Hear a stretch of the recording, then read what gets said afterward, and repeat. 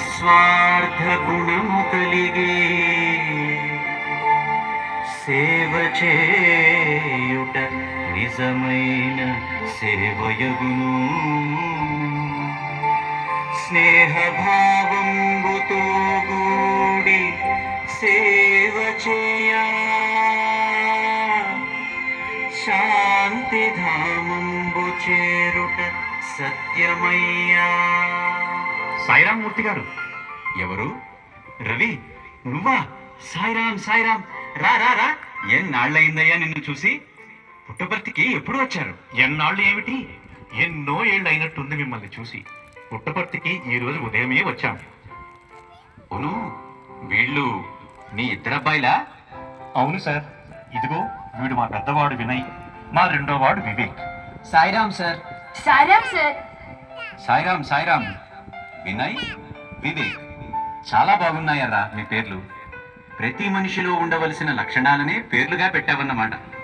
ఇంతకీ ఏమిటి రవి, మీరంతా ఎలా ఉన్నారు? వినయ్, వివేక్, మీరేం చదువుతున్నారా? నేను +1, అదే ఇంటర్ ఫస్ట్ ఇయర్ సార్. నేను 5th క్లాస్ సార్. అవునా, వెరీ గుడ్. ఎలా సాగుతోంది మీ చదువు?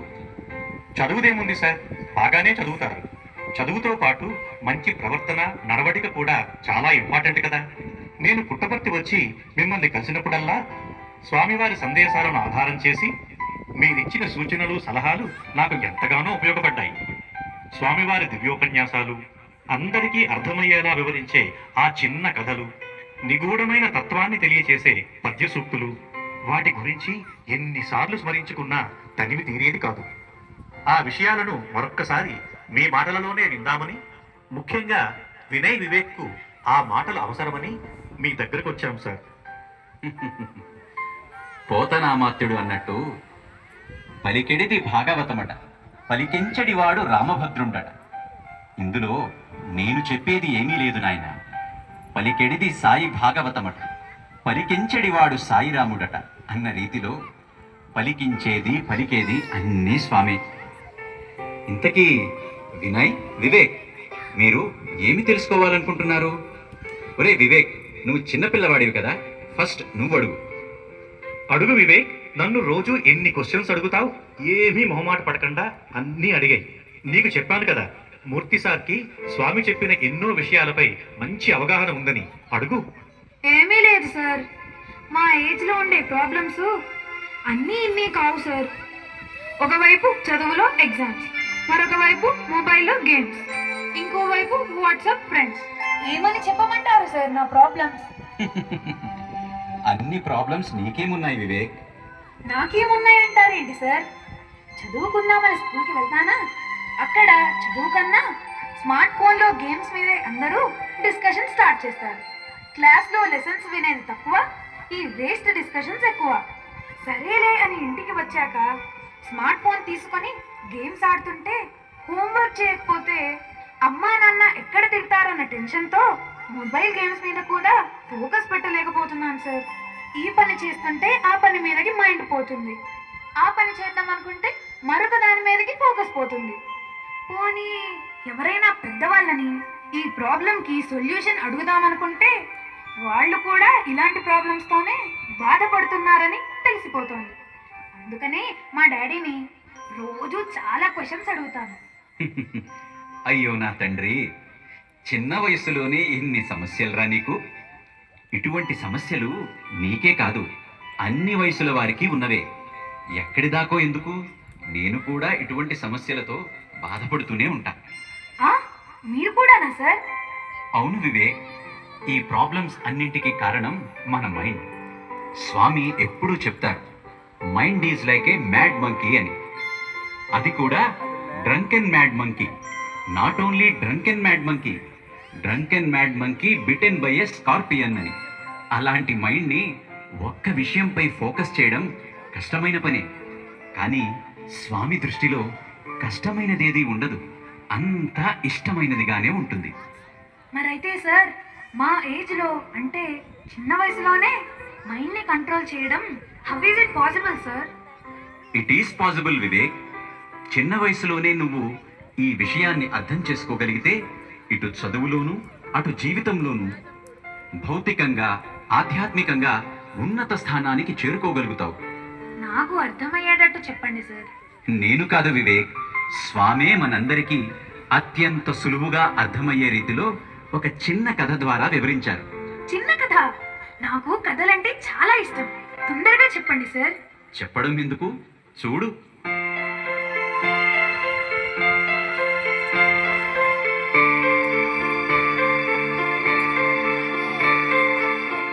అలసటానందా, శిష్య అలసటానందా, ఎక్కడున్నావయ్యా? ఇక్కడే గురుదేవా, ఇదిగో వస్తున్నాను. అనుష్ఠానానికి అన్నీ సిద్ధం చేశావా? అన్నీ సిద్ధం చేశాను గురుదేవా. ఇదిగో అన్నీ సమకూర్చి చెట్లకు నీరు పోద్దామని నీటి కోసం కొలన దగ్గరకు పోయి వస్తున్నాను. ఇంతలో మీరు పిలిచారు. సరేలే, ఆశ్రమంలో పనులన్నిటినీ త్వరగా పూర్తి చేసి పాఠానికి సిద్ధముగా ఉండు. అనుష్ఠానం అయిన వెంటనే కొత్త పాఠం ప్రారంభిస్తాను. సరే గురుదేవా. దేవుడా, ఏమిటి నాకు ఈ ఇక్కట్లు? తెల్లవారక ముందే లేచి స్నానమాచరించానా? తరువాత గురువు గారి పూజకు పూలు కోసుకుని వచ్చానా? అనుష్ఠానానికి అగ్నిహోత్రం సిద్ధం చేశానా? అవపోసనకు తటాకములోని పవిత్ర జలాన్ని తీసుకుని వచ్చానా? తరువాత ఆశ్రమంలోని వృక్షములకు పూలలతలకు నీరు పోసానా? ఇన్ని పనులు పూర్తి చేశాక కూడా చేయాల్సిన పనులు ఇంకా 100 ఉన్నాయి. ఈ పనులన్నీ చేస్తూ నా చదువుపై ఎప్పుడు ధ్యాస నిలిపేది? చదువును ఎప్పుడు పూర్తి చేసేది? నేనే ఒక గురువును ఎప్పుడు అయ్యేది? ప్రొద్దున్న లేచినప్పటి నుంచి ఒకటే పనులు పనులు పనులు. ఈ పనుల నుంచి తప్పించుకునే మార్గం లేదా? శిష్య అలసటానందా, ఏమిటి నీలో నీవే ఏదో మాట్లాడుకుంటూ ఆలోచిస్తున్నావు? ఏమీ లేదు గురుదేవా. మీరేమో నాకు ఈ మధ్యకాలంలో చదువు మీద ధ్యాస తగ్గిందని అంటున్నారు. నాకేమో పనులను నిర్వర్తించడానికి సమయం సరిపోవటం లేదు. ఆలోచించగా ఆలోచించగా నాకు ఒక ఉపాయం తట్టింది. చెప్పమంటారా? ఉపాయమా? కొన్ని ఉపాయాలు అపాయాలకి దారి తీస్తాయని తెలుసుగా. సరేలే, ఏమిటో చెప్పు. ఏమీ లేదు గురువర్య. నేను ఆశ్రమంలోని పనులన్నిటినీ చేయలేకున్నాను. దానివల్ల చదువుపై శ్రద్ధ పెట్టలేకపోతున్నాను. అందుచేత నేననేది ఏమిటంటే నాకు అలసటానందా, ఎందుకు ఆ సంకోచం? ఏమిటో చెప్పు. ఏమీ లేదు స్వామి. నేను చెప్పే పనులను చిటికెలో చేసే ఒక యంత్రాన్ని గాని లేక ఒక బలశాలి అయిన సహచరుణ్ణి గాని నాకు ప్రసాదించితే నన్ను ధన్యుణ్ణి చేసిన వారు అవుతారు. అదే గురుదేవా నా ఉపాయము, నా కోరిక. నీవు పడుతున్న కష్టాల్ని చూస్తుంటే నీ మీద జాలి వేస్తోంది. సరే, పనులన్నిటినీ చిటికలో పూర్తి చేసే యంత్రాన్ని కాదు కానీ ఒక బలశాలి అయిన సహచరుని మాత్రం ఇవ్వగలవు. కానీ నీవు అతనిని భరించగలవో లేదో అని సందేహముగా ఉన్నది. అబ్బా, ఏమిటి గురుదేవా, నేనెందుకు భరించలేను? అతగాడే నన్ను భరించలేడు. చూడండి, నేను పురమాయించే పనులు ఒకటా రెండా, అనేక పనులను అలుపు లేకుండా ఒకటి తర్వాత ఒకటి పురమాయిస్తూనే ఉంటాను. అతగాడు ఆ పనులు చేస్తూ ఉంటే నేను మాత్రం నిశ్చింతగా నా చదువుపై దృష్టి పెట్టి త్వరలోనే మీ చేత శభాష్ అనిపించుకుంటాను. చూడండి. సరే సరే, అప్పుడే అంత సంబరపడకు. నేను నీవన్నట్టుగానే నీవు పురమాయించే పనులన్నిటినీ చిటికలో పూర్తి చేసే ఒక పనిభూతాన్ని నా మంత్రశక్తితో సృష్టించి నీకు అందిస్తాను. కానీ ఒక్క ముఖ్యమైన విషయం, ఒక్కసారి ఆ పనిభూతం సృష్టించబడ్డాక తిరిగి వెనకకు పంపివేయడం లేక మాయం చేయడం నా తరము కాదు, ఎవరి తరము కాదు. ఆ పనిభూతాన్ని ఒక్క క్షణం కూడా ఖాళీగా ఉంచరాదు. అది నీవు చెప్పిన పనులన్నిటినీ వినయ విధేయతలతో ఎంతో సామర్థ్యముతో చిటికలో నిర్వర్తిస్తుంది. కానీ దానిని ఒక్క ఘడియపాటు ఖాళీగా ఉంచావా నిన్ను కబళించి తినివేస్తుంది. ఆలోచించుకో. నీవు సరే అంటే ఇప్పుడే ఆ భూతాన్ని నీ కోసం సృష్టిస్తాను. నేడు ఎంతటి సుదినం! ఆహా గురుదేవా, నా మీద మీకు ఎంతటి వాత్సల్యం! ఇంకెందుకు ఆలస్యం? తక్షణమే ఆ పనిభూతాన్ని నాకు అందించండి. అతనికి పనులు పురమాయించాలని నా మనస్సు ఉరకలు వేయుచున్నది. గురుదేవా కానియండి. శిష్య, మరొక్కసారి ఆలోచించు. అబ్బా గురుదేవా, ఆలస్యం అమృతం విషం అన్నారు కదా, మీరు ఆ వరాన్ని త్వరగా ప్రసాదించండి. పనిభూత ఆవిర్భావ సంకల్ప సిద్ధిరస్తు.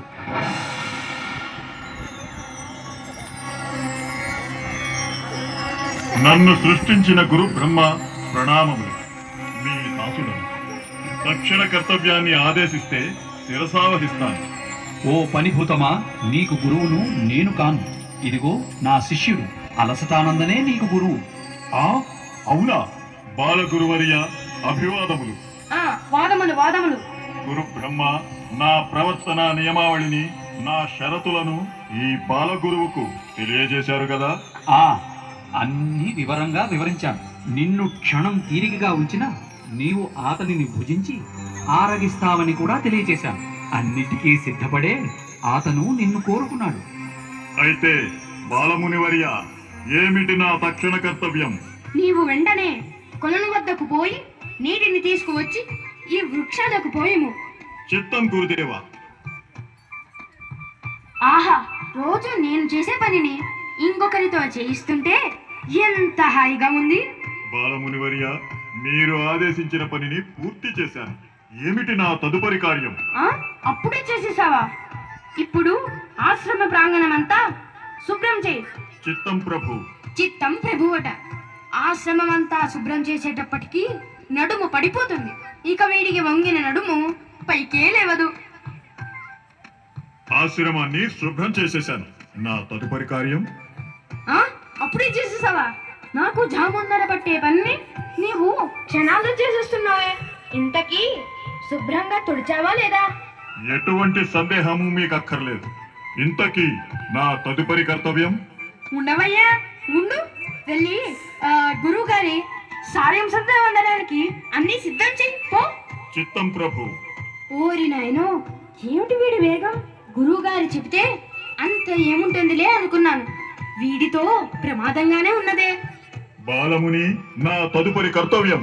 నువ్వెక్కడి వాడివిరా నాయనా? ఇంకా ఇవాళ పనులేమీ లేవులే గాని అలా ఆ చెట్టు కింద కాసేపు విశ్రాంతి తీసుకో. మరొక పనిని తరువాత చెప్తాను, వెళ్ళు. ముని కుమారా, నా షరతులను, నా నైజం గురించి పెద్ద గురువులు నీకు వివరించారుగా. నన్ను క్షణం ఖాళీగా ఉంచినచో నేను నిన్ను తినివేస్తాను. అబ్బా ఆగవయ్యా, ఆగు.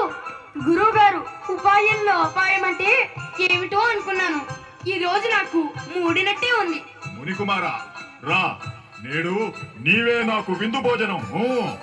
అమ్మో, నిజంగానే నన్ను తినేటట్టే ఉన్నాడు. ఏమిటి వీడి దూకుడు? ఏమిటి కర్తవ్యం? గురువుగారినే ప్రార్థిస్తాను. పొరపాటున ఈ తుచ్చమైన వరాన్ని కోరానని వేడుకుంటాను. అమ్మో గురుదేవా! ముని కుమారా, రా. గురుదేవా, రక్షించండి, రక్షించండి! ముని కుమారా, రా. గురుదేవా, రక్షించండి, రక్షించండి! ఏమిటి ఏమిటి అలసటానందా? ఏమి జరిగినది? రక్షించండి గురుదేవా, రక్షించండి! ఆ పనిభూతం నన్ను భుజిస్తానని నా వెంట పడుతోంది. ఓయి ముని కుమారా, నా నుండి నీవు తప్పించుకోలేవు. రా.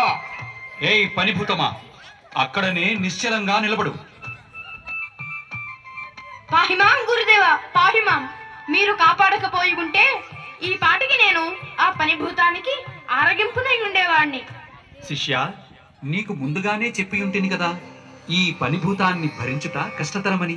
అవును, మీరు వెంటనే అతడిని మాయం చేసేయండి. లేనిచో మళ్ళీ నన్ను తినివేస్తానని నా వెంట పడతాడు. అతనిని మాయం చేయుట నా తరము కాదు, ఎవరి తరము కాదని చెప్పినాను కదా శిష్య. మరి అయితే నాకు ఏమి దారి గురుదేవా? వాడి బారి నుంచి తప్పించుకునే మార్గం? అందుకు ఒక తెలివైన ఉపాయమును నీకు తెలియచేస్తాను. మరి ఒక ఉపాయమా? భయపడకు, ఈ ఉపాయములో ఎటువంటి అపాయము ఉండదు. అదిగో అక్కడ ఆ స్తంభము ఉంది, చూసావు కదా? అవును స్వామి, చూశాను. అదే నీకిప్పుడు శ్రీరామ రక్ష. అదే నిన్ను ఆ పనిభూతం బారి నుంచి రక్షించేది. అది ఎటులా నన్ను రక్షించగలదు స్వామి? చూడు, నీవు పని చేయించుకోవాల్సిన అవసరం ఉన్నప్పుడు పనిభూతానికి పని పురమాయించు. పని అయిన వెంటనే అతడిని ఈ స్తంభాన్ని ఎక్కి దిగుతూ ఉండమను. ఎక్కి దిగడం కూడా పనియే కదా. మరలా అతనితో అవసరమున్నప్పుడు పిలిచి పని పురమాయించి పని పూర్తయిన వెంటనే తిరిగి ఈ స్తంభాన్ని ఎక్కి దిగుతూ ఉండమను. ఆ విధంగా ఆ పనిభూతం బారి నుంచి నిన్ను నువ్వు రక్షించుకోవచ్చు, కావాల్సిన పనులు చేయించుకోవచ్చు. సరేనా? ఆహా, అద్భుతం గురుదేవా. మీరు చెప్పినట్టే చేసి ఆ పనిభూతాన్ని నా దాసునిగా మార్చుకుని ఆశ్రమ పనులను వానితో చేయించుకుంటూ నేను నా చదువుపై దృష్టి సారిస్తాను. ధన్యోస్మి గురుదేవా, ధన్యోస్మి. సకల